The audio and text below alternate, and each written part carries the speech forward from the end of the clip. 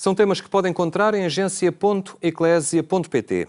Líbano e Iraque são países cujas comunidades cristãs foram visitadas pela Fundação Ajuda à Igreja que Sofre, um itinerário pelo sofrimento e perseguição que se abate sobre os cristãos. Catarina Martins contactou com estas comunidades e presenciou os seus problemas. Muito boa tarde, obrigado por estar entre nós.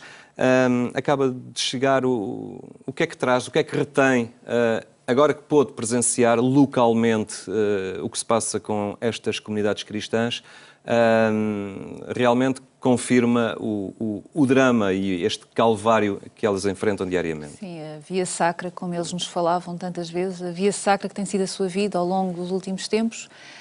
Quando falávamos com refugiados sírios, é este calvário de 4 anos já, e dos iraquianos, este calvário que está há 1 ano e que não se vislumbra também um fim. Portanto, não há, neste momento não há a esperança de que tudo aconteça rapidamente, que haja uma solução para o problema, para que possam rapidamente voltar às suas vidas, às suas casas, às suas terras.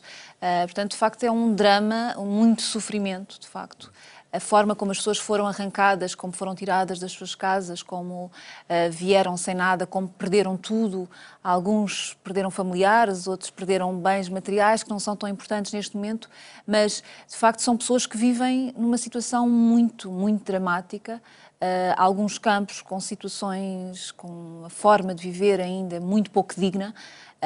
É preciso trabalhar muito, é preciso fazer muito ainda para que estas pessoas tenham alguma dignidade na sua vida depois de todo este sofrimento que foi em 24 horas. Algumas pessoas em menos de 24 horas tiveram que fugir, deixar tudo para trás, deixar as suas vidas e estar hoje neste campo e tentar reconstruir uma vida, alguns já com bastante idade, já na sua reta final de vida, e ainda lhes custa mais, não é? Recomeçar, pensar o que vão fazer. Encontrei pessoas que, de facto, completamente aliadas em sem saber o que é que vai ser o meu futuro, para onde me devo dirigir, o que é que devo fazer.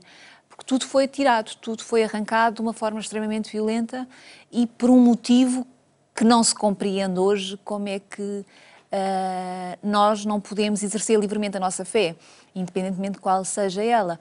Mas como é que é possível hoje chegar a alguém em minha casa e dizer ou convertes-te, ou pagas o imposto, ou foges, ou serás morto? A maioria, as pessoas com quem eu falei, de uma fé extraordinária, em que nunca lhes passou pela cabeça renegar a sua fé e, portanto, mantém a sua fé com uma fé extraordinária, um testemunho de fé extraordinário, e que, de facto, a única hipótese foi fugir. Fugir para conseguir sobreviver. Estamos a falar de populações perfeitamente enraizadas naqueles contextos e que, durante 2 milénios, podemos dizer, conviveram com outras religiões, até maioritárias, o caso do Islão, fizeram-no de forma pacífica e é um problema que se agudizou agora com o extremismo islâmico. Exatamente. Portanto, são pessoas que viveram, falei com pessoas que sempre viveram casa, paredes meias com vizinhos muçulmanos, em que nunca se questionou a religião de cada um. A religião não interessava. O que interessava é que era o meu vizinho, o meu amigo, o meu companheiro, o que me ajudava no dia-a-dia. E, de repente, essa convivência por este extremismo islâmico, tudo desapareceu e as pessoas com quem eu falei que vinham de Mossul estavam extremamente angustiadas e magoadas, porque de facto quem os retirou das suas casas, quem lhes roubou todos os seus pertences, quem os obrigou a sair, não foram pessoas que vieram de fora, eram os vizinhos de 20, 30, 40 anos. E portanto ainda é uma violência ainda maior saber que convivemos estes anos todos com alguém que é o meu carrasco hoje, é alguém que me provocou esta convulsão tão grande na vida. Portanto, mas são pessoas que viveram durante 2000 anos, conviveram juntos, e a maioria das pessoas com quem eu falei nem sequer percebe, nem vê como é possível o Médio Oriente existir daqui para a frente sem esta convivência pacífica entre as várias religiões, porque só assim é que o Médio Oriente será como nós o conhecemos, não deixará de ser o Médio Oriente e será um mundo islâmico e radical. Perigoso ainda. Exato, podemos falar, e é notório, uma passividade da comunidade internacional, um alheamento. O Primeiro-Ministro de Inglaterra, britânico, fez referência agora quase numa voz isolada, não é? Falando dos cristãos, falando nessa palavra cristãos, Bom, seria que a comunidade internacional começasse a ter atitudes mais concretas também, até o próprio Papa Francisco tem vindo a falar nesse sentido. Sim, o Papa Francisco tem sido incansável. Penso que quase todos os dias ele faz uma referência, infelizmente, aos cristãos perseguidos, não é? Mas é preciso, e isso é uma angústia com quem eu falei, o de não perceber por que razão a comunidade ocidental, porque é que os países ocidentais não falam sobre esta questão.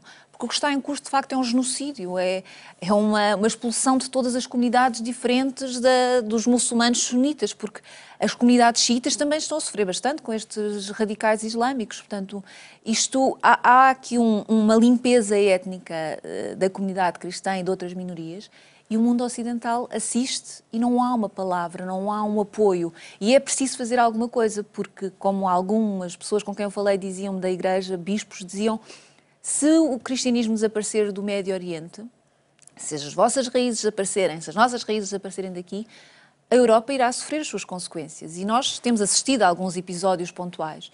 E, portanto, é necessário que a presença dos cristãos do Médio Oriente, porque ainda por cima o cristianismo, nós cristãos, temos uma mensagem de paz, uma mensagem de perdão.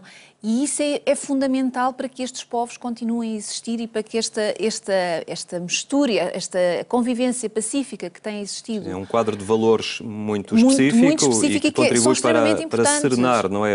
Sim, porque a comunidade muçulmana tem valores por vezes mais violentos e não há esta capacidade de perdão, e isso eu assisti com todas as pessoas que eu falei, que apesar de tudo o que lhes fizeram, já perdoaram a todos aqueles.